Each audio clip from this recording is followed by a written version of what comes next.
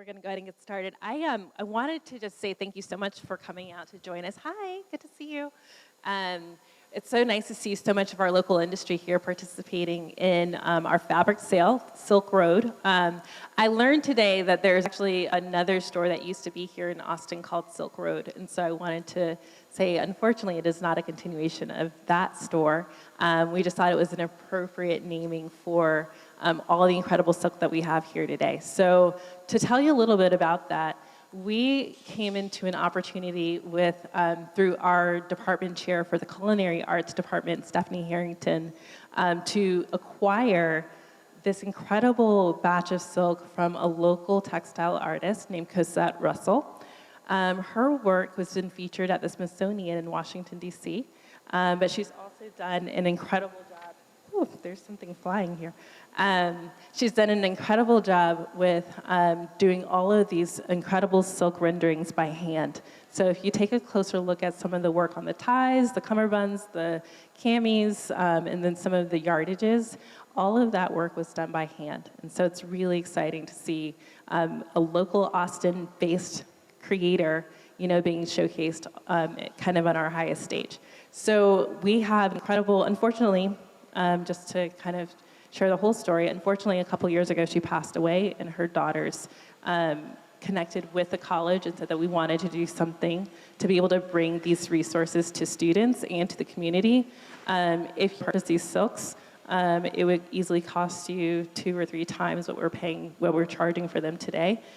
We did that because we wanted you to be able to experience what it was like to work with high quality goods at a price that we felt like was affordable. And so we're really excited to be able to share this incredible trove of work as well as textiles with you.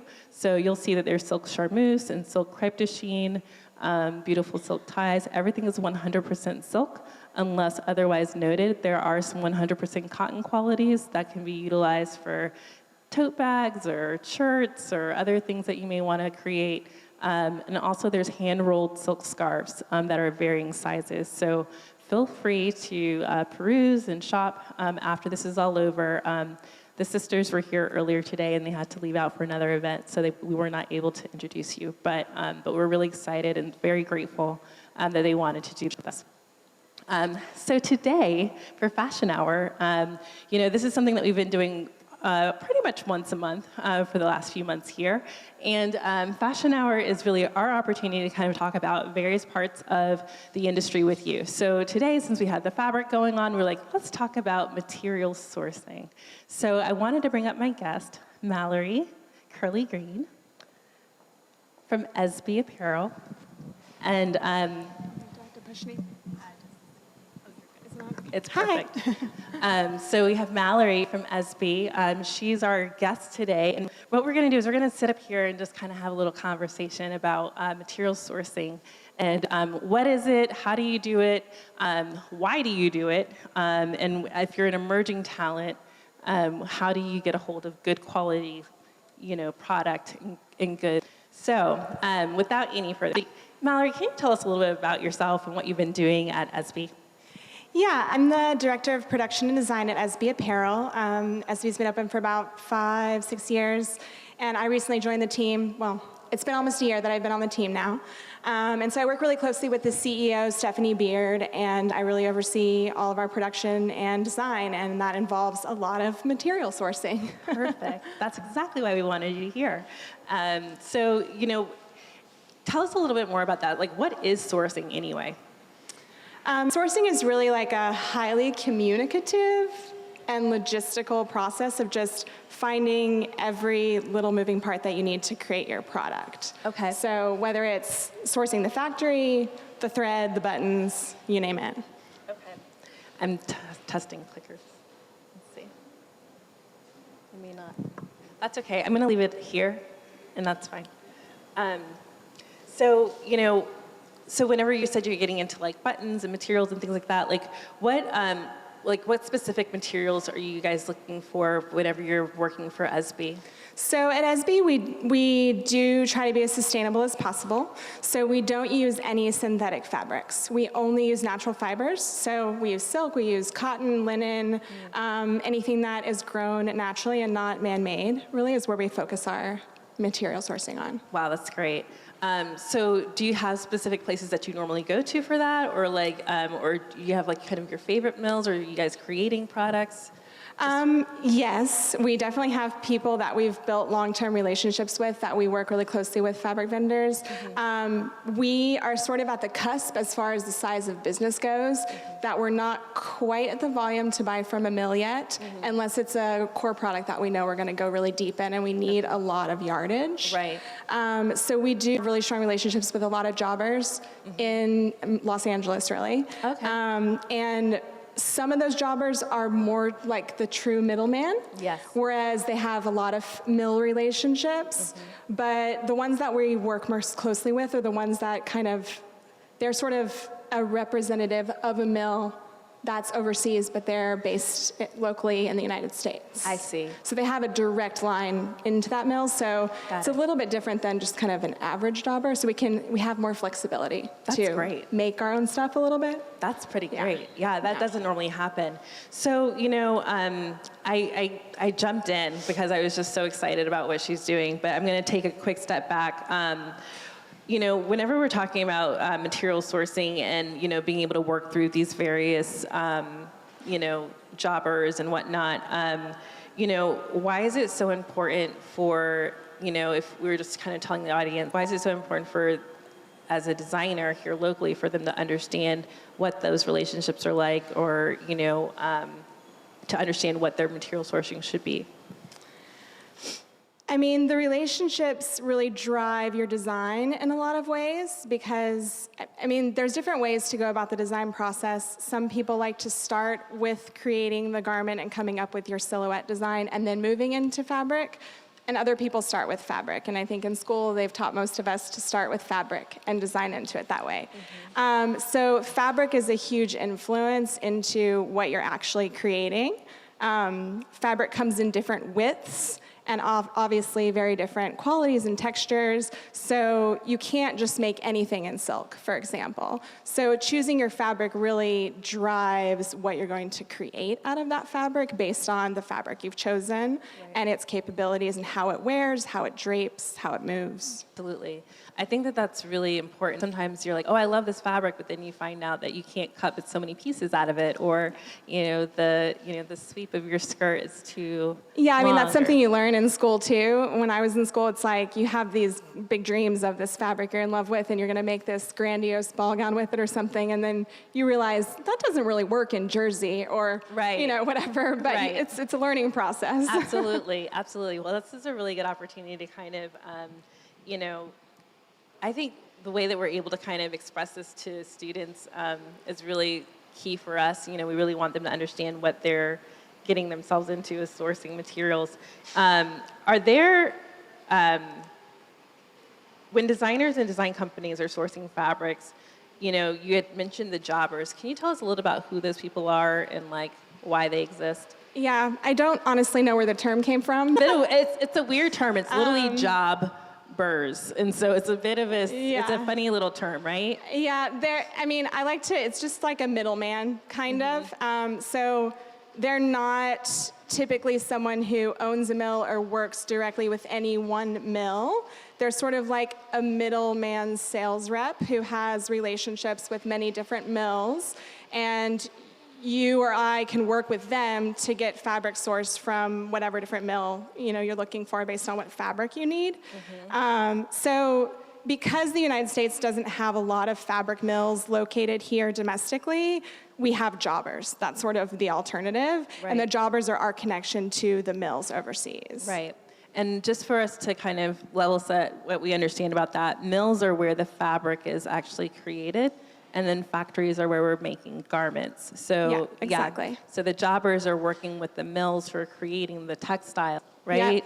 And so they may have some influence or understanding about what kind of fibers are needed or how to like blend them together. Like if you need something more performance, or you're like, oh, we Yeah. don't do synthetics, we only do natural. They'll know what to. And it's very different specialties. Like an apparel factory, they don't know anything about how to make fabric. And a fabric mill doesn't know anything about how to make apparel. So two very different expertise levels. Absolutely. Yeah. Absolutely. That's key, because I think even in our business, if you use the wrong term, people are like, oh, okay, you may not, so it's a bit of a telltale. So if you learn your mill and factory, you'll sound like you're a professional, like you've been doing this for a little while, right? Yeah, definitely. So, okay, great. Well, we'll make sure to use the right terms. But the jobbers are really interesting in terms of the domestic experience, in terms of, so you guys work with a jobber in Los Angeles, but there are jobbers really all over the country. Right? Oh, yeah. I mean, the majority of them are going to be found in New York and LA. There is kind of a mecca in Chicago, too. But they are, you can find, I'm sure there's many in other cities. Right. There's just smaller clusters of them. Yeah. Well, that's good to know. We'll talk a little bit more about how would you even interact with these people? Like, how do you, connect with them? Where do you find them? That kind of thing in just a minute. But, what about how did designers, you kind of mentioned before, the possibility of being able to kind of engineer or kind of dictate what you're looking for, how engineering or kind of ready-made goods that fit with what they're doing? Yeah. There's kind of two different ways. So if you work, well, there's probably more than two different ways, but two different ways that I'll talk about. Sure.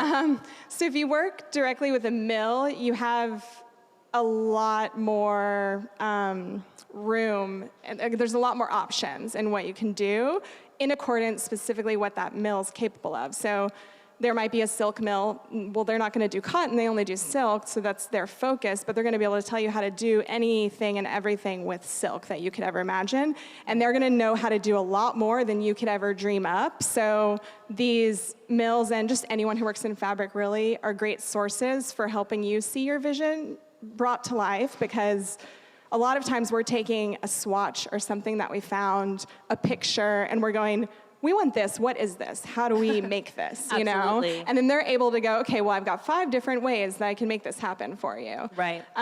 So working with a mill is, obviously, you have like a lot more options because they've got the machinery there. They know exactly what their machinery is capable of doing and what they're able to create. Typically at SB, we work more with the jobber side of the business. But a lot of there's a couple jobbers that we work with that do have that direct line to the mill. And so they are more highly knowledgeable than like your average jobber, I guess. That's great. And really the process of developing our own fabric is just what I described. We might have a fabric that we've used historically that we really love that maybe is discontinued and no longer being made.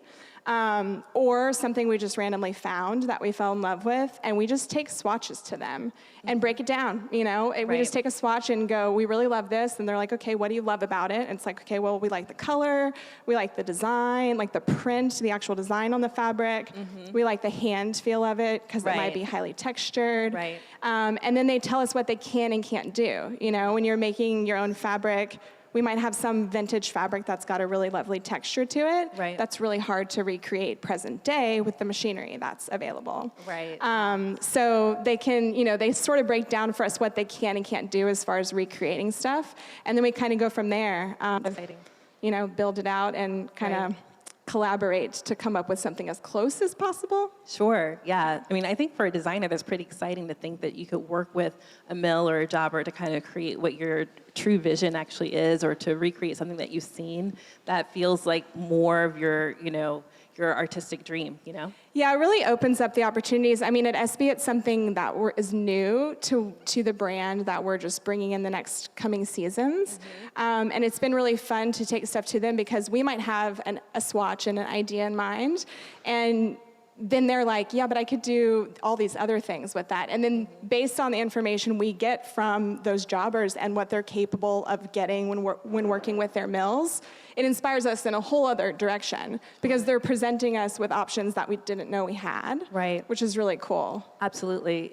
I think for a designer, you want as many options as you can possibly get your hands on, because that's really what's getting option to have the edge in the market. It's like, you're like, okay, how do we make our stuff special? How does it stand out? How does it giving you more performance than you were expecting, or more comfort than you were expecting, or something that's unique, and the textures, taking you to a different place, or reminding you of something that you used to love years ago, but it's been done in a new way, which is nostalgia is a great way to build product, Yeah, I mean, any way that you can do something interesting with your fabric to add to elevate the design that you've created is going to make your product much more unique. That's awesome. So I think we did a pretty good job going into some of the lingo. So I think we all sound like we're going to be industry around here using mill and factory correctly. But whenever mills work with prospective clients, because I think sometimes as a designer or a young designer, you're not sure, how do I even talk to them? What do they want from me? So what's the best way for an emerging designer or student, if we get a chance to talk, what should we say? Yeah. That's a great question. I mean, it's something when I first started out and was, coming out of design school, I was terrified of trying to speak with a mill or even a factory, anyone who knew way more about what they were doing than I did. Right. So did I. It's common. Yes. It's always scary. We were all afraid. We're not afraid anymore, but we used to be. But it's really about direct and open communication and just not being afraid to go to these people and to have a vision for what you want and be able to clearly express that to them. You don't necessarily have to know the technical terms, but having examples of work that you can show them that reference the direction you're moving in, and anything you can do to really communicate, like, this is what I need, how do I achieve this? Because really, as long as they know that you're committed to bringing product to life, and you have a strong vision, and like, yes, I want blue, no, I don't want red, or you have like some decisiveness about the vision that you're creating, that's going to build confidence in them to work with you. That's so awesome. It's really communication. Absolutely. Whenever you've, as you've kind of started to build the communication, I think a lot of times then the next question is, how much is this going to cost? So whenever can you kind of share just some of your experiences with, like, how do you make sure to get reasonable pricing for your materials? Well, you always have to ask for less.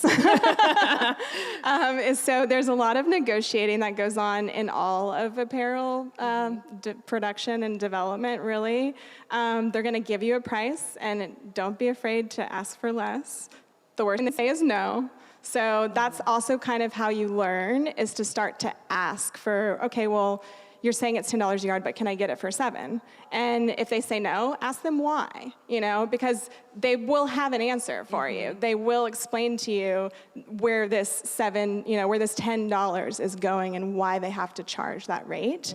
But you'll only learn that if you ask those questions. Absolutely. And you'll only learn how far you can push in your negotiation if you start asking, or if you start negotiating. It's like practice. First is just asking. That's really the first thing. Yep. I think the other thing to note is just, it's back to that communication and building a strong relationship. The relationships that you have that last the test of time, that last a really long time, those are the people that are willing to work with you on price, because you have a trusted relationship with them. They see that you're coming back. They see that you pay your bills on time. And then they're willing over time to be like, okay, well, this person's taking up, giving me 10% of my business every year or whatever. I know that it's consistent. I want to keep them around, so maybe I can start giving them a deal. And that definitely helps. It's like the longevity of the relationship helps you get better deals. And then just the more you buy. Right, exactly. Sometimes it's just a volume thing, right? You're like, okay, if you buy more, you save more, you know? No, you're absolutely right. I feel like I remember I was at American Eagle Outfitters, and I would look at the price per yard of what we were working with when we would cost our product, so you'd say like, okay, well, it takes 3 yards to make a pair of jeans, and then you would have, that price per yard was, $2, we'll just, for easy math. But then I would want to go back as an emerging designer to go find, where is this $2 a yard denim? Where does that live? But it was a volume business. So if I was making a purchase of 1 million yards of denim, then for $2, absolutely, But if I was only going to be buying, 50 yards, of that same fabric, it was going to be much more expensive. So I think that understanding kind of where you are in your own business, kind of becomes this, I remember kind of having a rude awakening as an emerging designer. Why can't I get $2 yard denim? Where's my $2? Where's mine? But it didn't work so well that way, Yeah. So. But yeah, I would love to hear more about like if you guys had any kind of. Yeah, I mean, to add to that, I think when you're starting out, again, it's don't hesitate to ask questions because they're going to give you a price up front. Well, every price comes with a minimum of the amount of yardage that you're purchasing. Yes. So they might say, okay, well, $5 a yard with what minimum? $5 a yard might require a 1,000-yard minimum.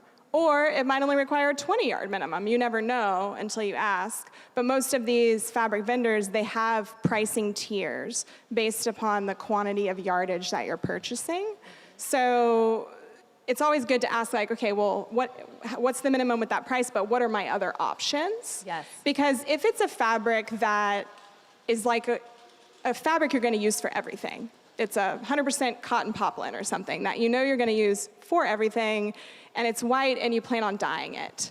That's an example of you could buy a lot of yardage of that, and it might actually save you. It's an investment up front, but if it's fabric that you're committed to using for a long period of time, it might save you in the long run to buy a larger quantity up front rather than multiple smaller quantities as you need them. Absolutely. So we do a lot of garment dyeing and fabric dyeing at SB. So we do a lot of 100% linen. So we have vendors that we work with that will just buy massive amounts of 100% linen from them, and then we're dyeing it all these different colors, and we're putting it in multiple different styles. So we're able to really increase the quantity of yardage we're purchasing based on how we're using it. That's a great way to work.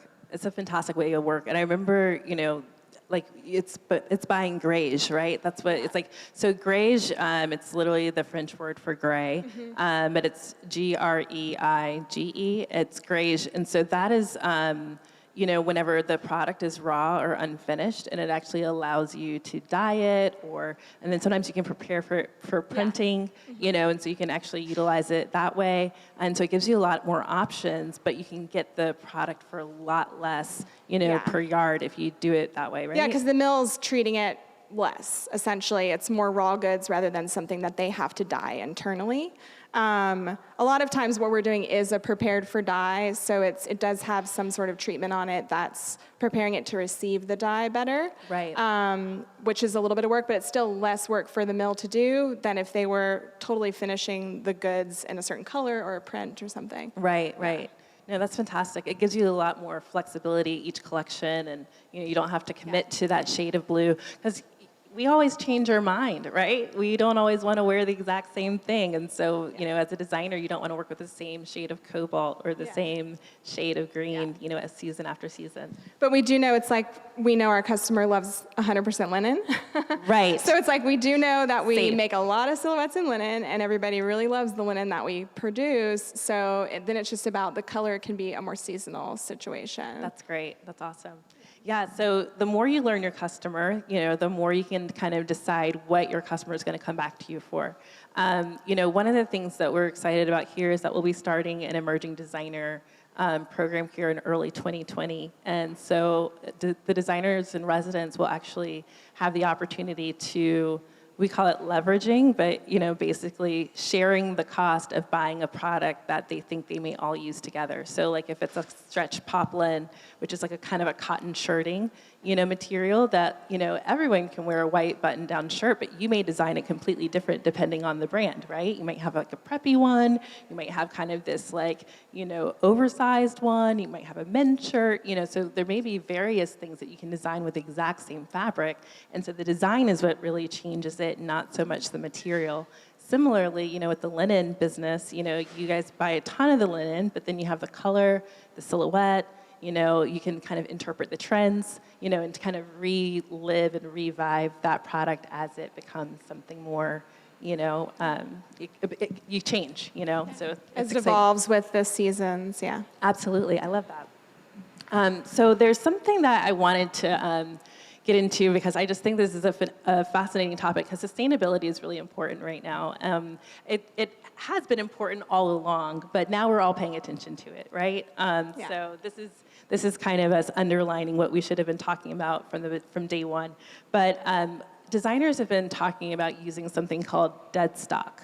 And I think it would be really nice to kind of talk a little bit about what is dead stock, how are people utilizing it, how do you find it, that kind of thing. But can you tell us a little bit about ASB and how they're doing it?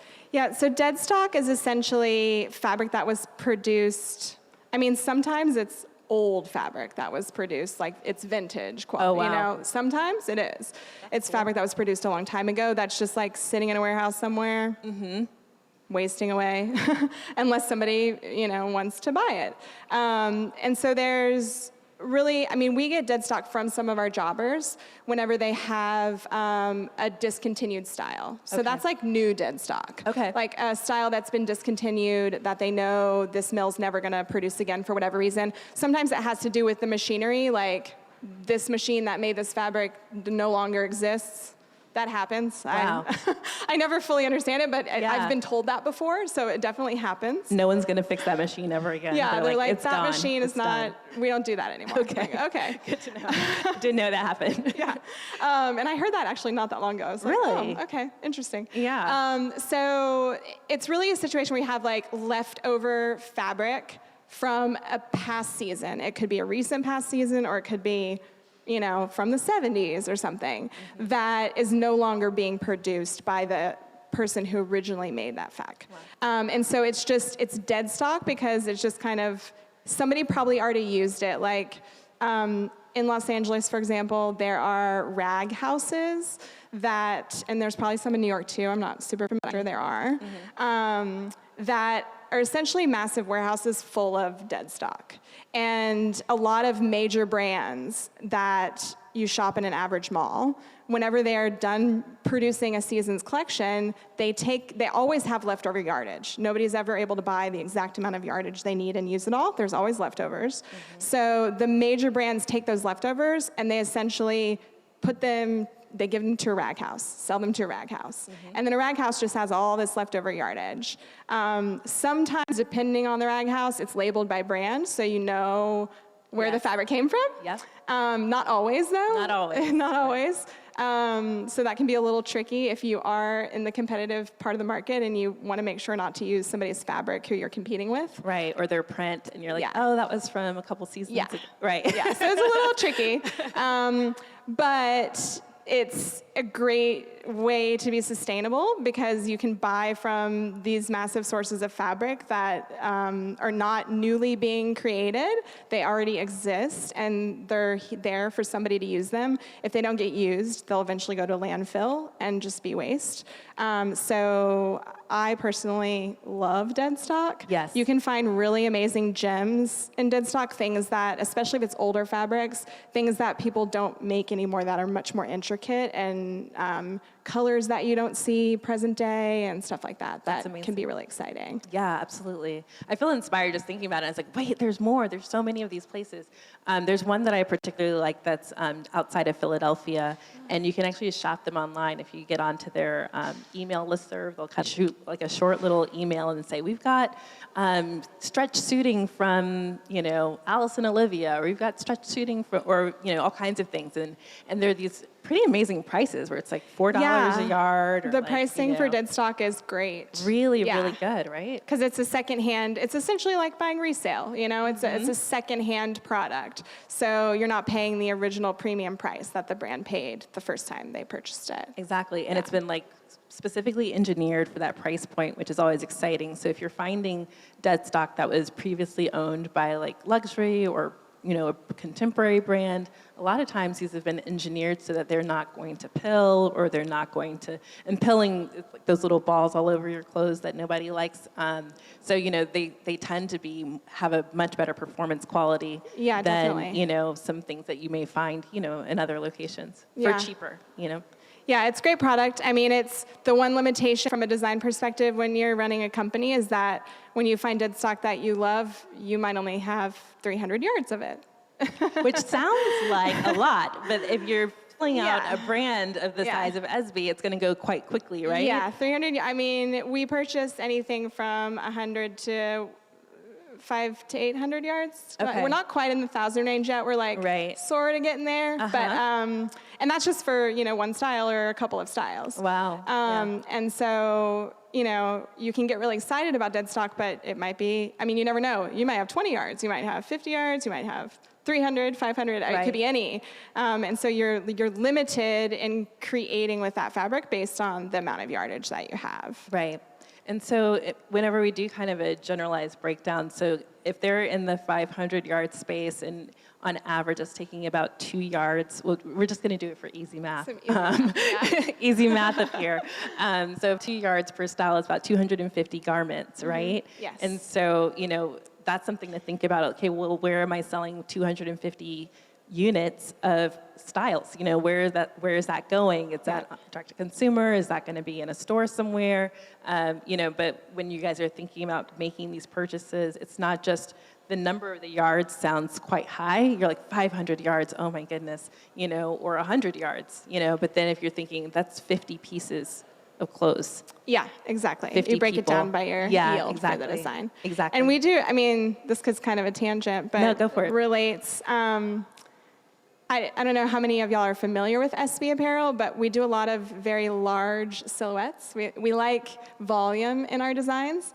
So it's very often that our dresses might have a sweep of, 80 inches circumference. Yeah. So, and then you're dealing with fabric yardage width, right? Mm-hmm. So your designs can also be inhibited by the amount of width that you have to deal with in your fabric. So fabric yardage widths average from 40 to 60. Sometimes it gets up to 100, but kind of averages 50 to 60. Right. We use a lot of Japanese fabric, which is like 40, 45 inches. Right. Those are pretty narrow goods. So when we're dealing with our big giant dresses that we love with a sweep of 80 inches, you think about, I only have 40 inches of width to work with, which is the front of my 80-inch dress. Yes. So I can literally only cut one dress on the width of fabric I have. Oh, wow, yeah. So you do we find that we are limited at times with which design we put into which fabric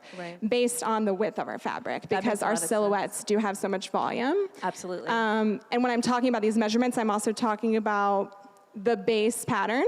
Yes. Which is like your sample size. So it's the first one that we're making. Right. But as you go up in size and down in size, those measurements grow or decrease, which then limits our size range that we can do as well. That's so true, and I think a lot of times you may not think about that when you're looking for your materials for your collection, is that you need to think about what fabric are you going to use that's going to accomplish all of the sizes you need to do in that one garment, because you're not going to sew your larger sizes different than your smaller sizes, because you're going to deliver the same product to all of your customer no matter what size they wear. So then you have to think about, well, what can I get done within the width of the goods? And do you guys know what we're talking about when we say width of goods? Let me just tell you really quickly. So when you go back here, you can actually do a quick experiment. We have some of the fabric back there is about, I would say, 42 inches wide. So if you put it all out on the floor, don't put it on the floor, please, on the cutting table, what you'll see is the width of the fabric may be around 42 to 45 inches. Now, there's some of those fabrics that will be actually 60 inches wide. And so if I'm thinking about what size I need to cut my garment in, I'm going to need to think about, from my largest size to my smallest size, can I accomplish the same cut, style, design within the width of the goods? And so we wanted to kind of make sure we were all on the same page about how that fabric gets utilized. But that's important for us to think about that in the design phase so that we don't get surprises in production and it's time to make all of our amazing sizes that we want to give to everyone that we can think of.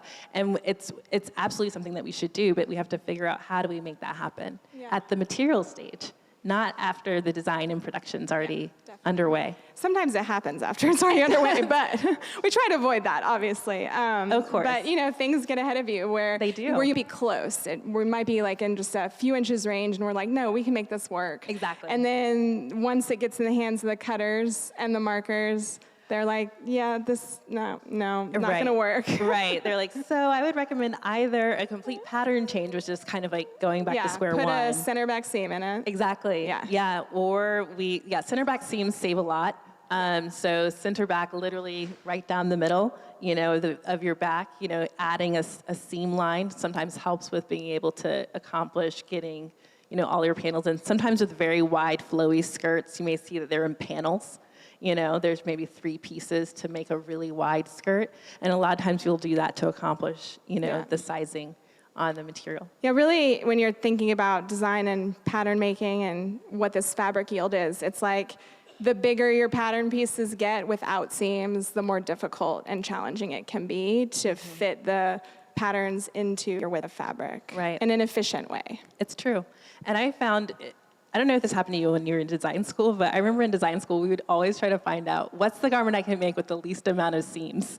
And so you want to figure out okay, if I do it on bias and had one seam go all the way around, so we would try to figure out how we were going to do as little sewing as possible, but have a fully finished garment. And so sometimes it actually helps with labor. I mean, you take it to a factory and they're like, can I put 5 seams in this, please? Because it will be easier. Exactly. Sometimes it's just better just to go ahead and sew the thing up, right? Yeah. So, but this is really helpful. I did want to kind of get into, we've got just a few more minutes here before we open it up for question and answer. I really love hearing about SB's brand. Can you actually give us a little bit of, I don't think that I set this up as well earlier on, but can you tell us a little bit about SB and how you guys got to where you are now? Because honestly, business fashion, I'm not sure if you guys read Business of Fashion, but it's really our journal of today. Between Women's Wear Daily and Business of Fashion, it's really where you're going to find Vogue Business now is actually quite good. Yeah, I'm enjoying Vogue Business. It's a newer publication, but that's really where we're finding some of the top fashion industry news. And SB was in Business of Fashion just here recently for really one of the darlings of the fashion industry here domestically in the U.S. That's not growing from New York or Los Angeles. And so it's really exciting to see Austin on the map because of what you guys are doing. It is exciting. I agree.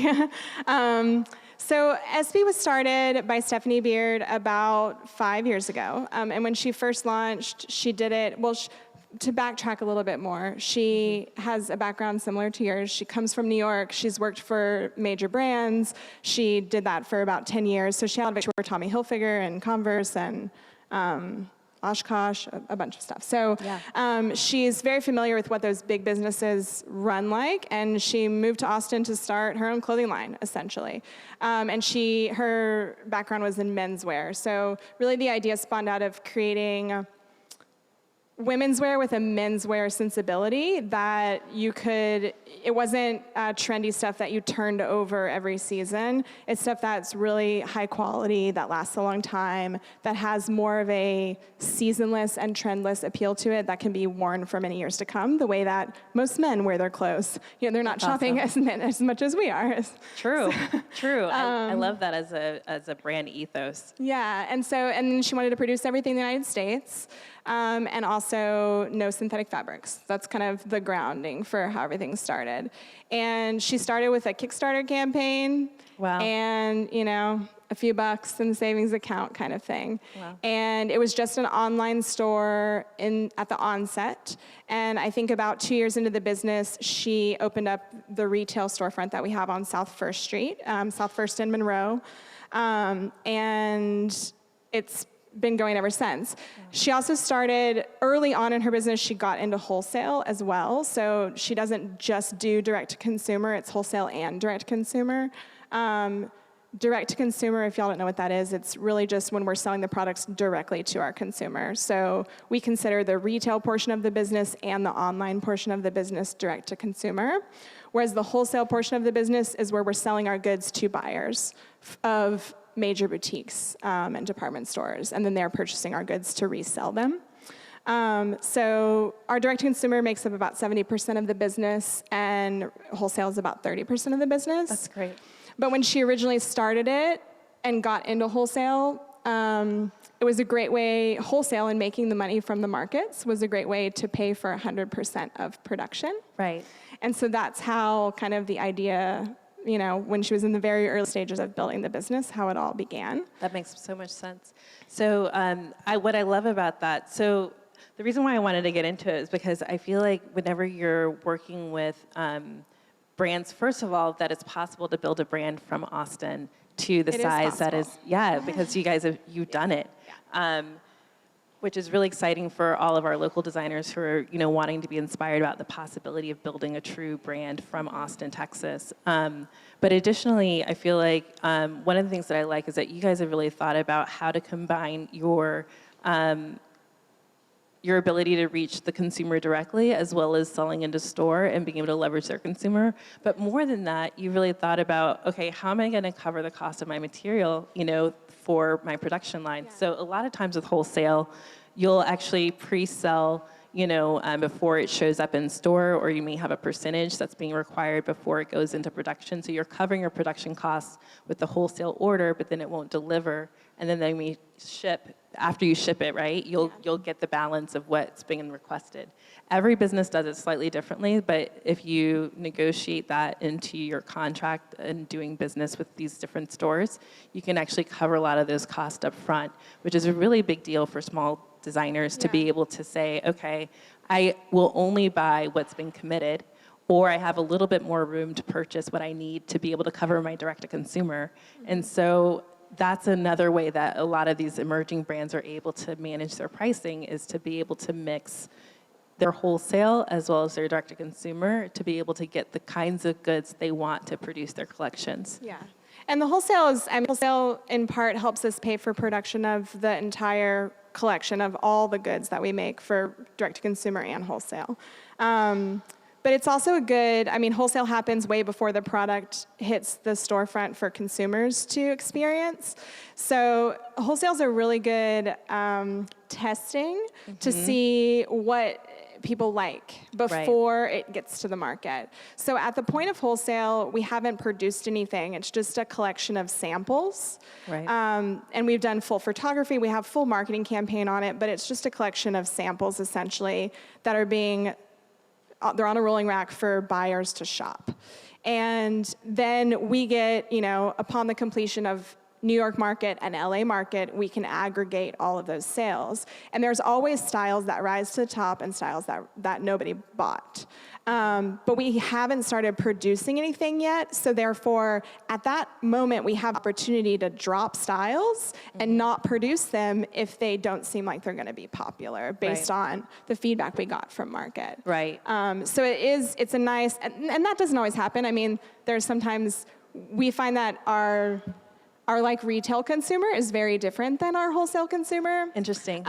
So just because it didn't do good in wholesale for us doesn't necessarily mean it won't do good in the retail storefront or online. Right. But it is a lot of good insight to get on the early stages before we commit to thousands of dollars in production. Absolutely, absolutely. Because once you've bought the fabric, now you have to accomplish getting through all of that and selling it all off and making sure it's been accounted for. But I think that's actually a really incredible sustainability measure that you guys have done in terms of making sure you're not sitting on yards and yards of materials and fabric that hasn't been spoken for.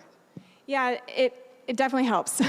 Sure. It definitely helps. Sure. I mean, one of the other things that this is kind of taking me on another tangent, but another kind of sustainability measure we do with our fabrics, because as much as we try to calculate to make sure we purchase the right amount and only the amount we need, there's always leftover. Mm-hmm. Now, granted, it might only be 5 yards, but there's always some sort of leftover. Mm-hmm. And our factory in LA actually stores all of our leftover yardage for us. Oh, wow. And then we're able to go back in and reproduce product out of our leftover yardage. Oh, that's great. So we actually have it's like a subset of our collection called No Waste. Oh. So we actually will go back in, and we can't do it with everything because the factory really won't recreate product out of anything under about like 10 yards or so. Okay. So anything that's really small, we have to just recycle. Got it. But anything that, sometimes we do end up with 20, 30 yards of something, and we're able to cut a small garment,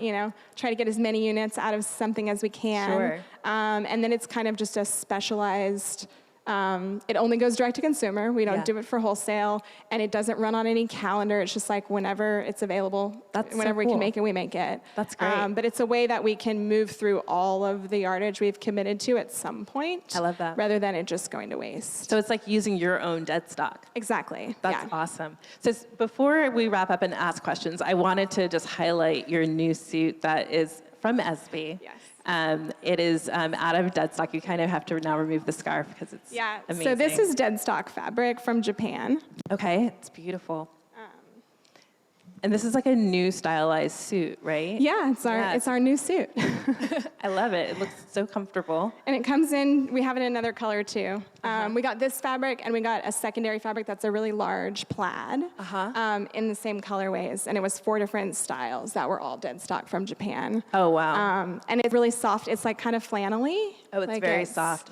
Really soft and textured. Perfect for the cold weather today. Excellent. Yes, this weather. I'm not a super fan, but it's not snow, and But I can't wear this when it's hot, so. Also true. Also true. It looks beautiful. I love the fabric, and I love that you guys are working with Japanese textiles. So you really can work with a variety of different textiles whenever you're working with dead stock. Oh yeah, definitely. Yeah, you can get it from all over the world. That's amazing. Sure. Well, I think this has been an incredible conversation. I want to thank Mallory. So if you guys can give Mallory a round of applause, please. Thank you so much. I want to open it up for question and answer. We've got some questions. Just a second. We've got a microphone coming around. There's one here too. I wonder. Oh yeah, we need the mics. We need. Oh, South First and Monroe. If you don't mind, I'll repeat it just so we can all hear. Yeah. I want to know the name of the store on South First and Monroe. It's SB Apparel, so it's ESBY, SB Apparel. We're on Monroe, right off of South First. There's like Cricket Menswear right there, and I think a smoke shop. And then we're kind of right in there. It's we're right on Monroe, like 2 businesses in on the right. Yeah. It's a beautiful store. Thank you. Yeah, it's a little white store. It's an old auto body shop. So it has like those big glass garage doors and stuff in the front. That's where that's from. Okay. Stephanie remodeled it to make it in the clothing store. It's so perfect. Yeah, I love because when it's nice out, you guys can roll the doors up and so nice. Hi.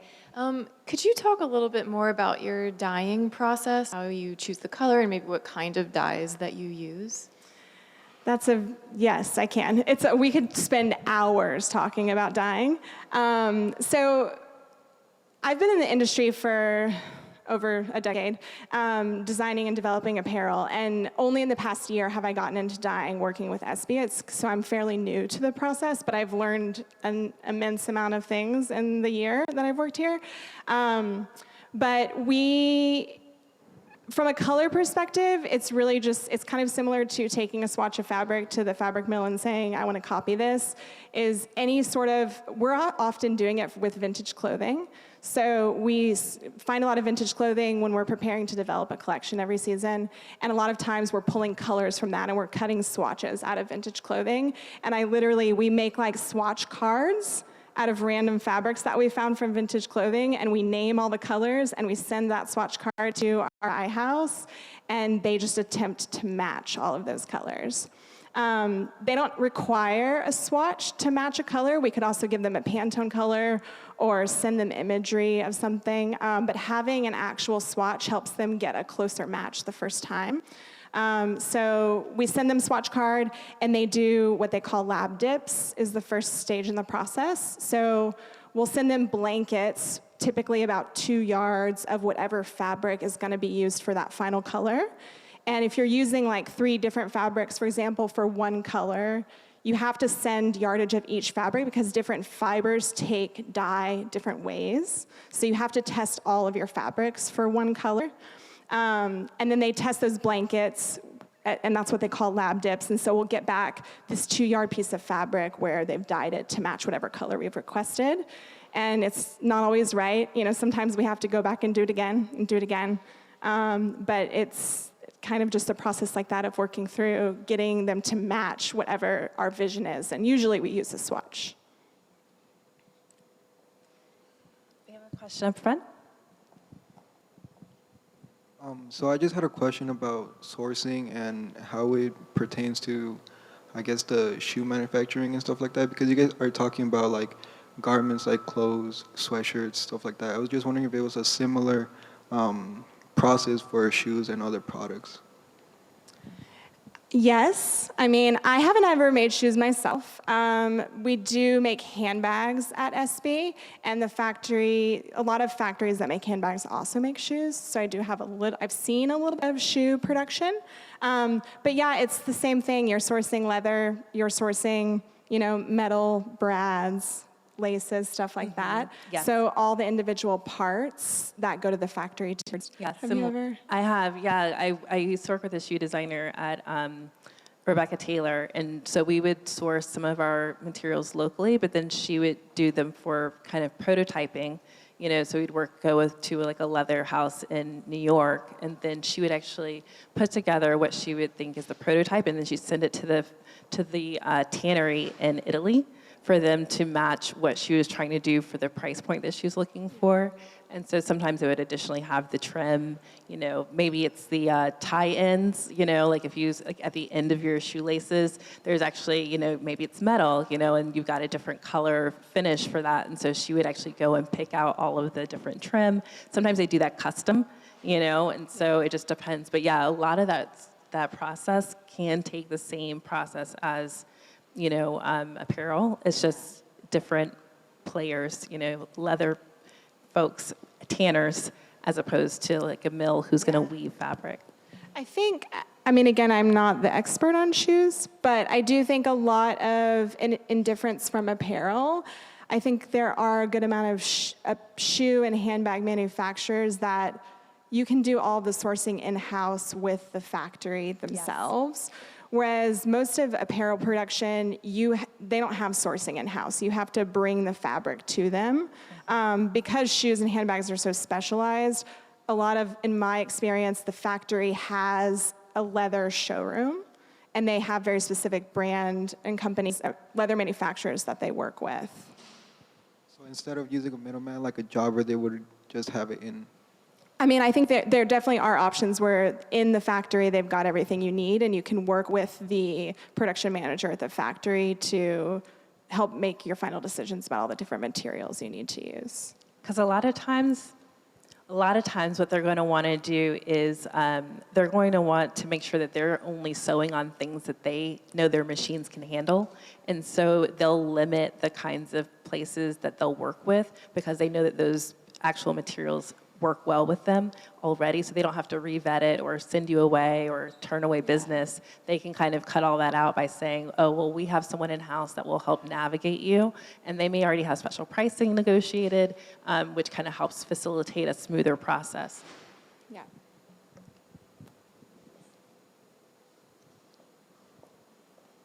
So we have time for these last 2 questions, and then we'll have to wrap up. All right. I love how Etsby has taken more sustainable routes. Do you think it's a good example for other fashion industries and designers on how they can utilize more sustainable practices in the industry? Do you mean like is the practices that our practices good for other people to use? Yes. Yeah. I mean, definitely. I think the area of sustainability, it needs to be innovative. We need to be pushing ourselves to have new ideas about how we can save things and reuse things and not waste stuff. So internally in our team, we're always just thinking that way. And you know, somebody might throw out an idea that's like not feasible at all, but it doesn't hurt to just generate that innovation and always be asking ourselves, how can we do better? And I think definitely it's something that other brands should, you know, do. If they're not already doing it, they should start doing it. I mean, I think that we've seen a lot of success in our business in recent times, continued success, because we're offering that added level of quality to our consumer. Great, thank you. All right, this is our last question. How would someone even begin to find a jobber? Like, how does that process even start? Yeah, that's a great question. I mean, searching for fabric online is a place to start, but you also have to kind of know what you're looking for a little bit. Most of your jobbers, you're not going to be able to like buy the fabric online. You're going to find their information online, and then from there, you're going to need to work directly with them to source the fabric. Googling jobber isn't really going to help. That's kind of it's kind of an internal industry term. Right. But I would search for like, if you're searching for like shopping for fabric wholesale, that's specifically what you want. Most of your, like, if it's a website that you can just buy fabric on, you're most likely not buying it at wholesale. They're going to have to vet you before you can buy it at a wholesale cost. Right. So narrowing the search down to really focusing on how to find fabric wholesale is going to be a good way to start and put you in contact, find you some people that need you in that direction. Absolutely. I'll add one more note to that. There's DG Expo is a trade show that happens in a variety of markets, and Dallas actually has a DG Expo.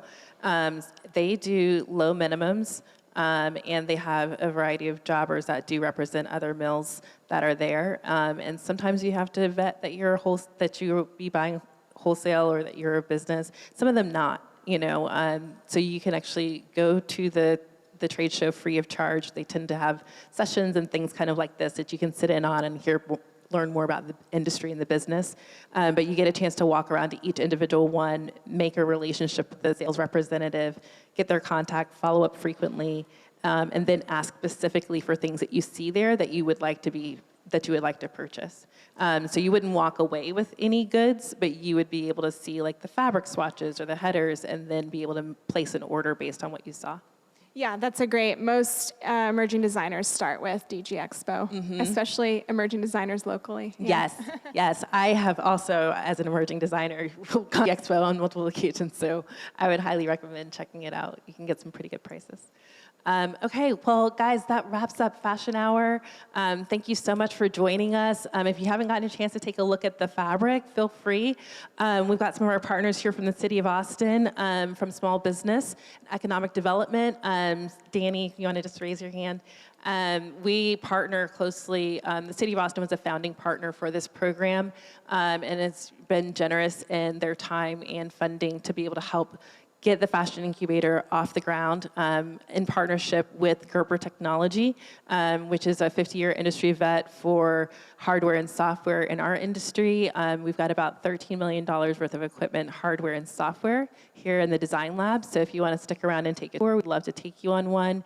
The afternoon is going to be packed. We'll be here until 4 o'clock, but starting at 2, we're actually on the schedule for tours for Austin Design Week. So between 2 and 4 today, Austin Design Week folks will be kind of streaming through as well. So we want to thank our partners at ACCTV for streaming and for providing just incredible support. T-LED our Teaching Learning Excellence Division. You guys always show up and show out every single time. So thank you so much to the three of you who always make sure that everything's like top notch every single time. They live stream for us. So thank you for those who are watching us on the live stream. And we are wrapping up. So thanks, guys. My name is Nina Means, director here at the Fashion Incubator. Take care.